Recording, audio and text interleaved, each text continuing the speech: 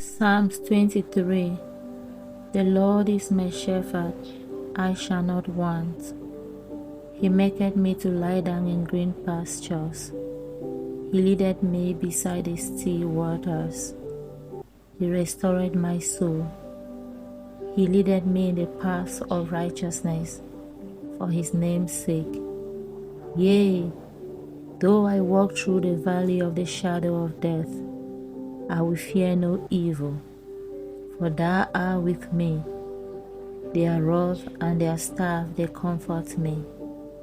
Thou preparest a table before me in the presence of mine enemies. Thou anointest my head with oil. My cup runneth over. Surely goodness and mercy shall follow me all the days of my life, and I will dwell in the house of the Lord forever. Amen.